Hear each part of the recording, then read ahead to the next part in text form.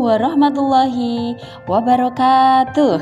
Ya, kembali lagi bersama Ibu Desi Indah Kurniawati dalam modul ajar PAI untuk kelas 5 semester 1 bab 3. Aku anak soleh, indahnya saling menghargai.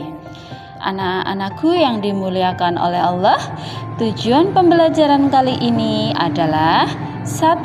Menyebutkan makna hidup saling menghargai.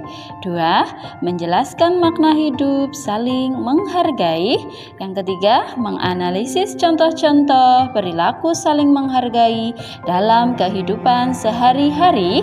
Dan yang keempat, mengaplikasikan perilaku saling menghargai di lingkungan sekolah maupun di lingkungan tempat tinggal.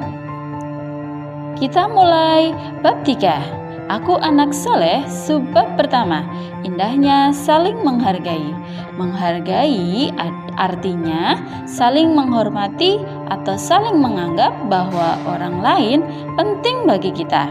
Allah berfirman, berbuat baiklah kepada orang lain sebagaimana Allah telah berbuat baik kepadamu, dan janganlah kamu berbuat kerusakan di bumi. Quran Surat Al-Qasas ayat 77. Saling menghargai harus ada dalam setiap pribadi manusia, apalagi sebagai anak muslim. Kemudian bagaimana kita melakukannya? Yang pertama, menghargai perbedaan suku dan budaya. Di Indonesia ada banyak sekali suku, misalnya suku Jawa, Sunda, Batak, Minang, Dayak, Bugis, Papua, dan masih banyak lagi. Walaupun berbeda, semuanya adalah satu bangsa, yaitu bangsa Indonesia.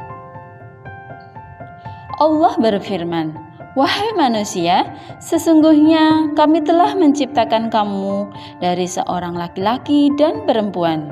Kemudian kami menjadikan kamu berbangsa-bangsa dan bersuku-suku agar kamu saling mengenal. Sesungguhnya yang paling mulia di antara kamu di sisi Allah adalah orang yang paling bertakwa. Sesungguhnya Allah Maha Mengetahui lagi Maha Teliti. Quran Surat Al-Hujurat ayat 13.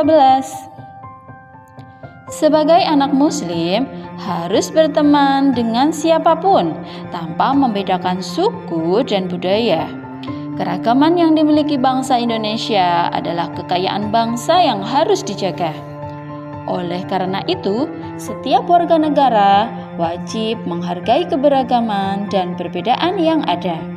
Sikap saling menghargai dan menghormati akan menciptakan kedamaian, persatuan, dan keutuhan berbangsa. Dengan saling menghargai, maka hidup menjadi rukun dan damai pun akan tercipta. Lalu yang kedua, menghargai keyakinan orang lain. Menghargai keyakinan orang lain adalah perilaku terpuji dalam pergaulan sehari-hari, tetapi dengan batas yang ditetapkan syariat Islam. Setiap muslim harus menerima dan menyadari adanya perbedaan keyakinan. Lalu yang ketiga, menghargai perbedaan pendapat orang lain. Anak-anak yang soleh dan solihah, jika ada perbedaan harus diselesaikan dengan adil dan bijaksana. Kita harus menghindari perilaku ingin menang sendiri atau menganggap pendapat sendiri yang paling benar. Jika ada permasalahan, diselesaikan dengan musyawarah. Allah berfirman, orang-orang yang menerima atau mematuhi seruan Tuhan dan melaksanakan sholat, sedangkan urusan mereka diputuskan dengan musyawarah di antara mereka. Quran Surat Asy-Syura ayat 38.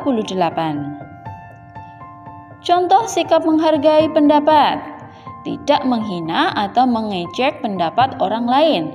Diam saat orang lain berbicara dan dengarkan dengan baik. Hindari menyalahkan pendapat orang lain dan menganggap pendapat diri sendiri yang paling benar. Jika pendapat temanmu lebih baik, maka hormatilah. Hasil musyawarah harus dijunjung tinggi dan dilaksanakan.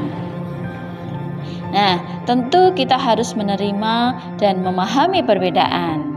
Caranya, memiliki sikap toleransi.